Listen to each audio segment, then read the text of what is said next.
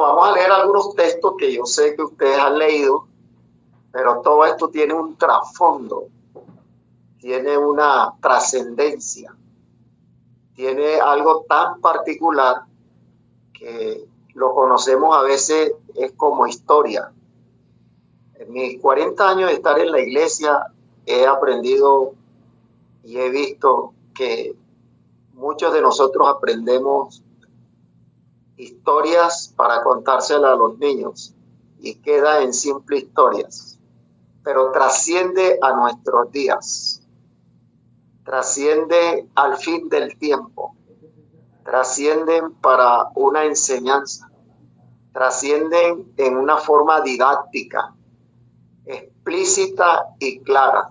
Dios no hace nada al azar, todo está dentro de la providencia de Dios.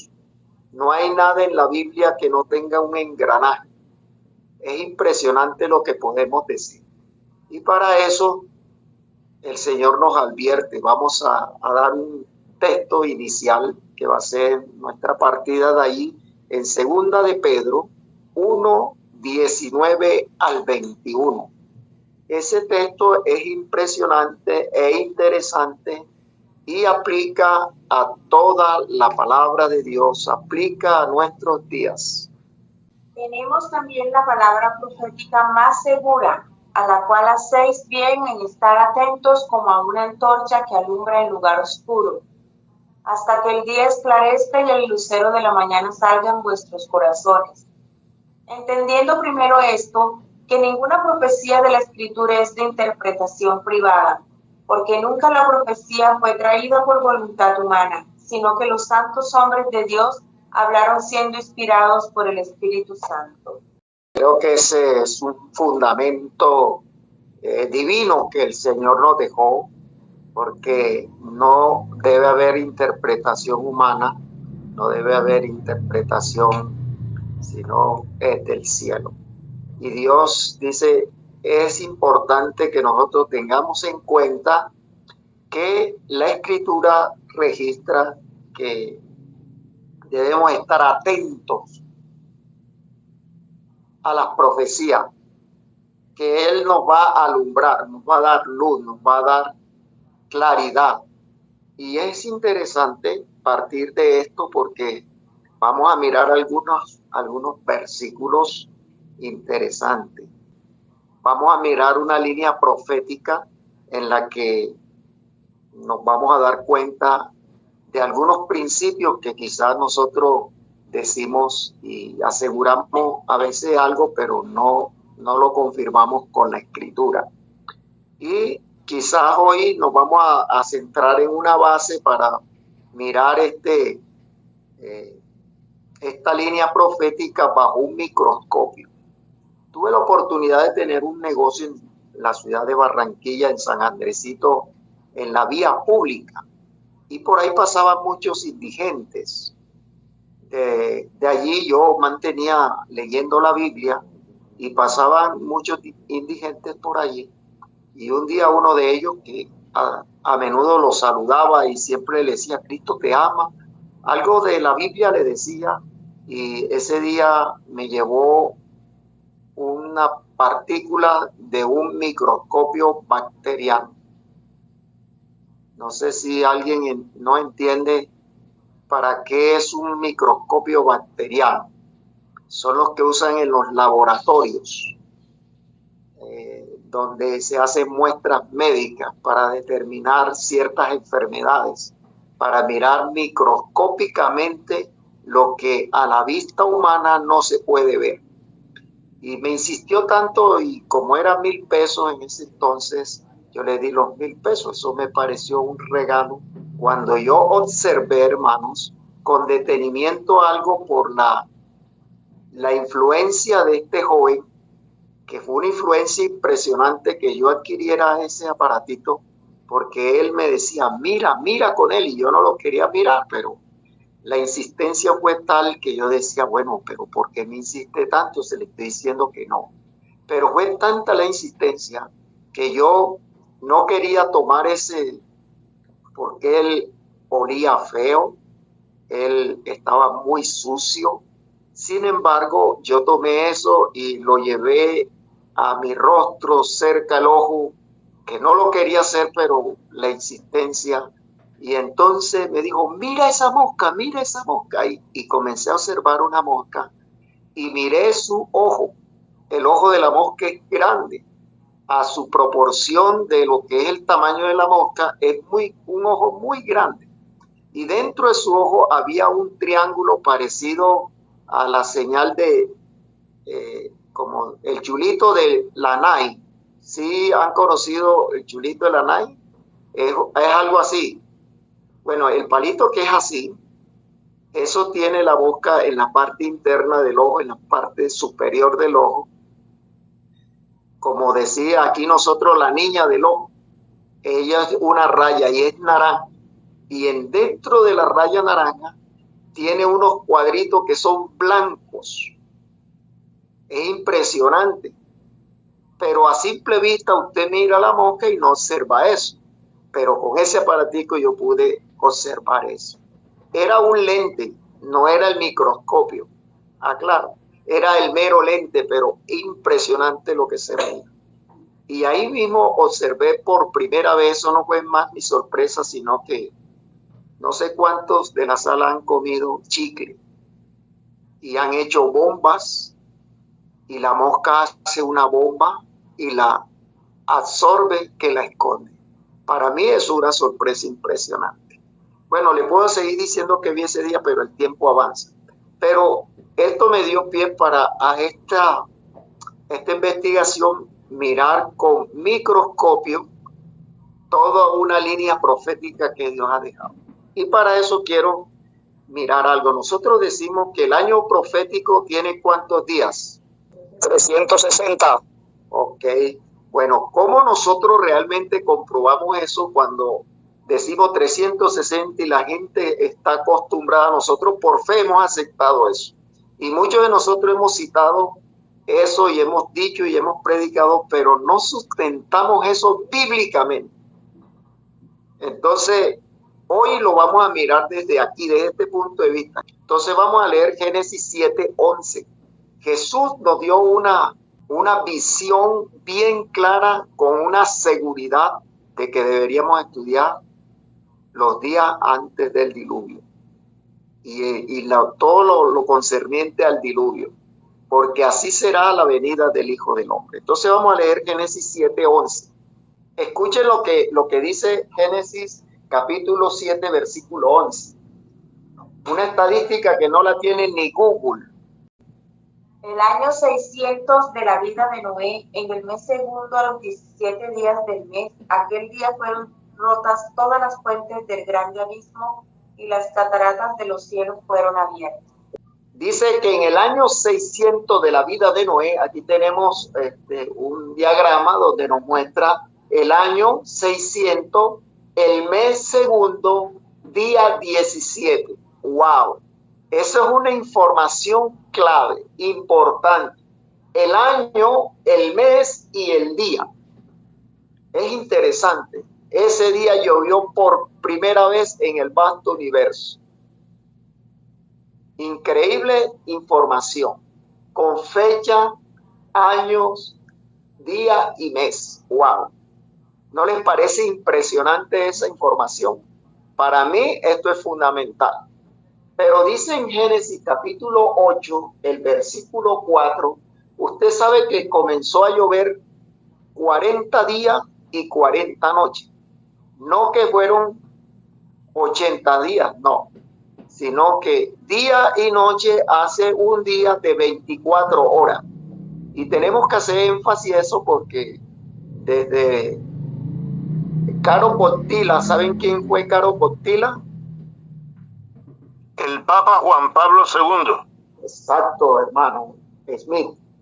Este hombre comenzó dentro de su ecumenismo, comenzó a enseñar que los días de la creación eran de miles de años.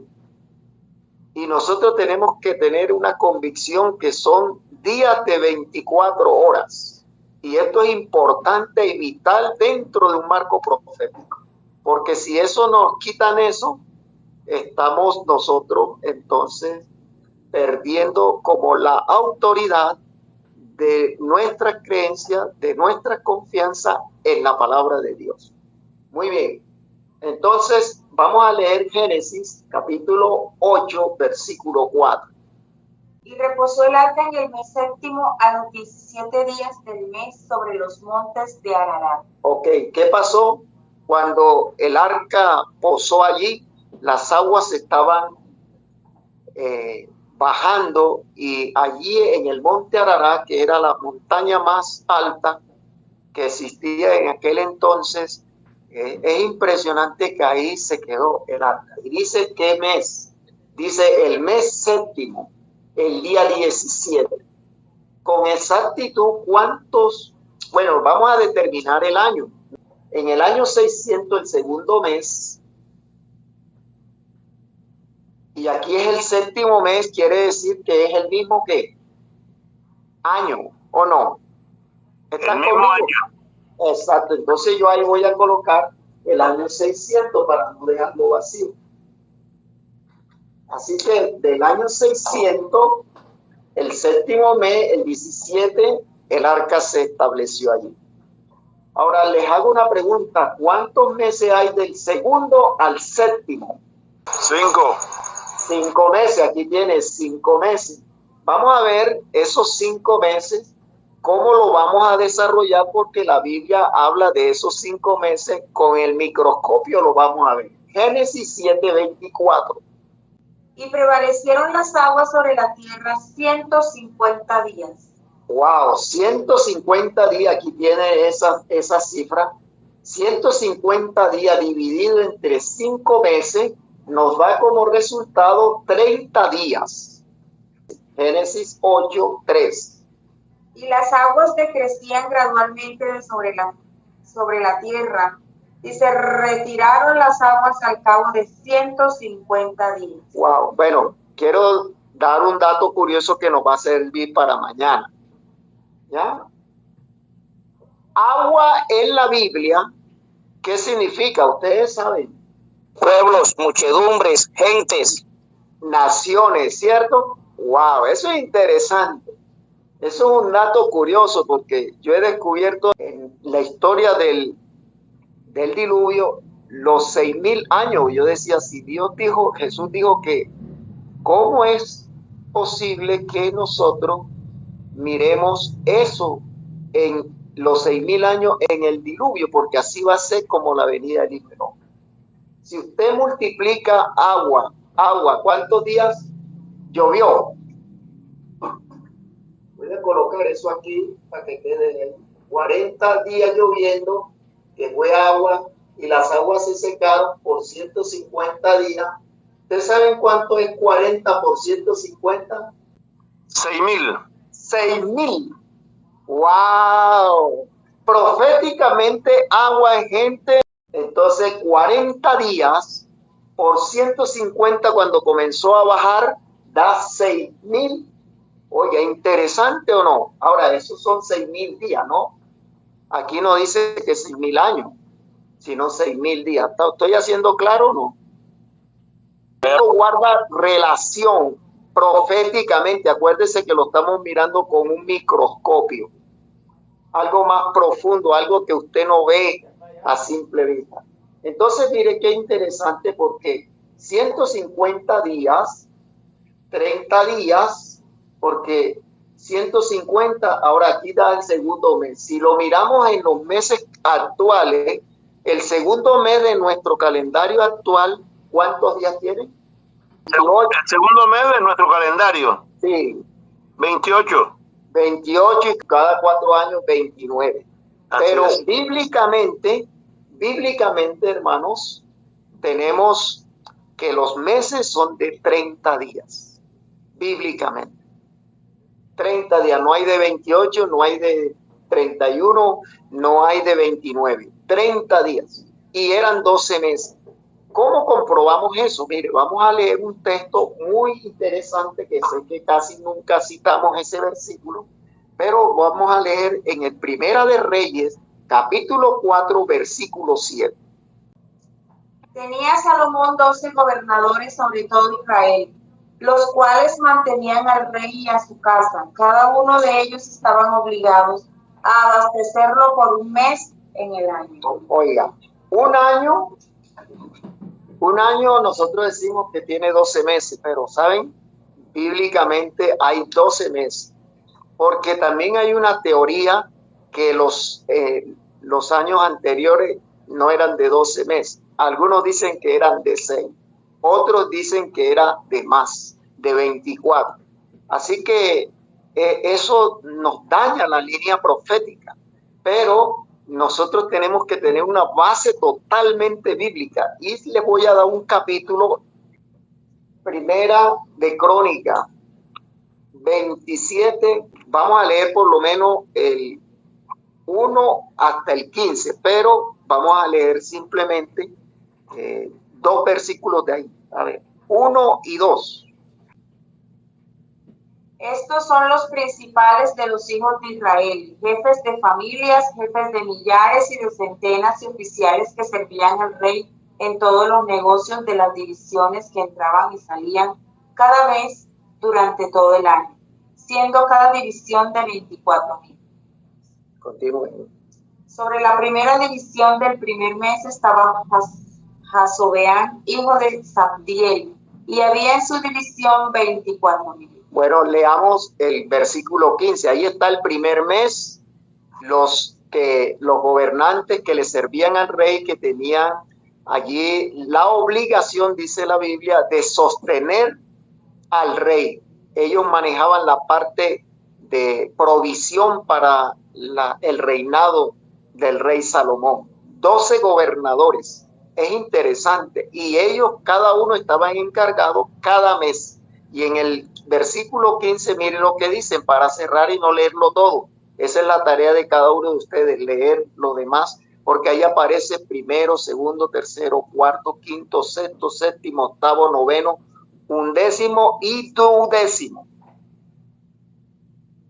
El duodécimo, para el duodécimo mes era el Daí Netofatita de Otoniel, y en su división 24,000. Ok, entonces allí están 12 meses, hermanos, 12 meses, bíblicamente, 12 meses, todo un año. Entonces podemos determinar, aquí tenemos días, 30 días, 12 meses, 360. Si usted multiplica 30 por 12, da 360 con claridad, pero bíblicamente lo podemos notar, los 30 días bajo los 150 entre 5 da 30.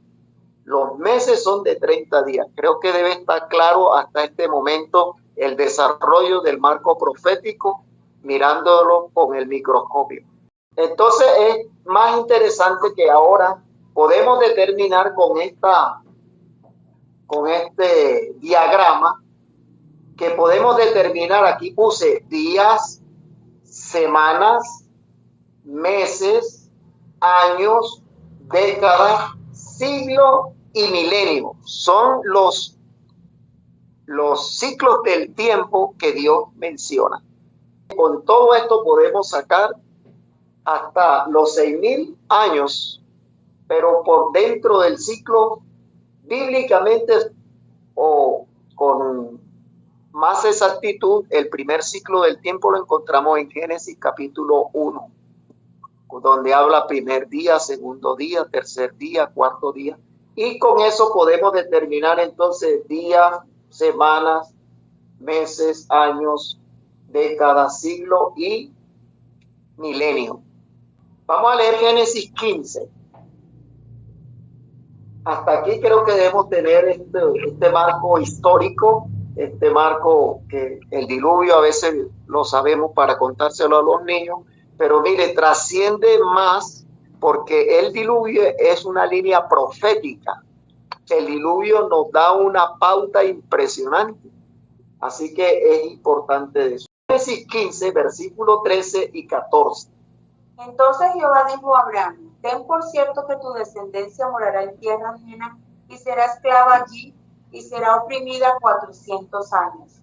Mas también a la nación a la cual servirán juzgaré yo, y después de esto saldrán con gran riqueza. Hermanos, era descabellado para Abraham escuchar esa declaración del cielo, porque Abraham no tenía hijo. Y Dios le dijo, tu descendencia va a ser esclava. ¿Cuánto tiempo? 400. Y el libro de Hechos, capítulo 7, versículo 6, confirma eso. 400 años.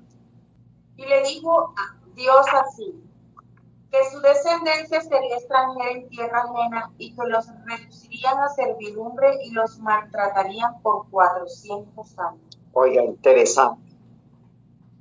Ahora vemos el Nuevo Testamento confirmando la exactitud de la profecía que Dios le dijo a Abraham. 400 años van a ser esclavos mi pueblo, o tu descendencia. Y efectivamente fueron allí y fueron esclavos y fueron reducidos a servidumbre. Pero quiero leer Éxodo capítulo 12, el versículo 41. Y pasados los 430 años, en el mismo día, todas las huestes de Jehová salieron de la tierra de Egipto. Ok, hay algunas controversias en cuanto al tiempo de los 430 años ahora. Pero recuerden que el primero que llegó a Egipto de Israel fue José. Y José fue gobernador, fue el primer ministro del reinado de ese imperio de ese entonces de Egipto. Y él, cuando recibió a su familia, tuvieron ciertos privilegios, gozaron de vivir en Gosén, gozaron de la mejor tierra y allí en Gosén Dios los protegió, recibieron las bendiciones, estaba custodiado el pueblo, la familia. ¿Saben cuántos entraron a Israel después? Dice en el libro de Éxodo que fueron 70 personas, 70 familias de los que entraron a ese lugar. Fueron por circunstancias, pero llegaron allá, tuvieron privilegio, pero después que José murió, ya ahora lo redujeron a servidumbre, a ser esclavo. Y 400 años, y dice que el mismo día que se terminaron los 430 años, o digamos los 400 de esclavos, los 30 fueron de privilegio. Creo que debe ser claro para nosotros eso, ¿no? Así que es importante que los 400 años, hermanos, 400 años, si miramos toda esa línea profética, ya, todo esa visualización que ustedes tienen ahí, no nos debe quedar duda que si usted multiplica 400 años por 360, un año que es bíblico, ya lo miramos bajo todo este proceso que hemos mirado, nos da como resultado 400 por 360 nos da 144,000 días. Y aquí es donde vamos a entrar en materia en cuanto a los 144,000. Así que creo que tenemos una plataforma bien delineada para poder seguir el proceso mañana. Porque esto me despertó a mí una curiosidad impresionante. A mí esto me apasiona, hermanos. Cada uno de nosotros deberíamos estar pendientes y dice, tenemos la palabra profética más segura a la cual debemos estar atentos porque ella nos da una luz, un sendero bien iluminado. La Biblia no se equivoca porque la Biblia es inspirada por Dios y la profecía no es traída por voluntad humana, sino que los santos hombres de Dios hablaron siendo inspirados por el Espíritu Santo. Quizás algunos de ustedes han tenido la expectativa querer quiénes son los 144,000. No vamos a decir eso, porque eso ustedes lo saben. No vamos a confirmar lo que usted sabe. Lo importante de esto es explorar lo que no conocemos, lo que no vemos, lo que a nuestros ojos y aún leyendo no entendemos, pero trasciende todo esto para el fin del tiempo. Fueron escritos para amonestarnos a nosotros los que hemos alcanzado los fines de los siglos. Así que esperamos que mañana, si tú has aprendido algo hasta hoy, mañana vamos a aprender algo curioso. Les voy a dar una tarea para mañana. Léanse Éxodo capítulo 12. Todo adventista, oiga, todo adventista, lo voy a repetir, todo adventista debería leer Éxodo capítulo 12, que hay información impresionante en ese capítulo para pensar, meditar y reflexionar. Que Dios les bendiga.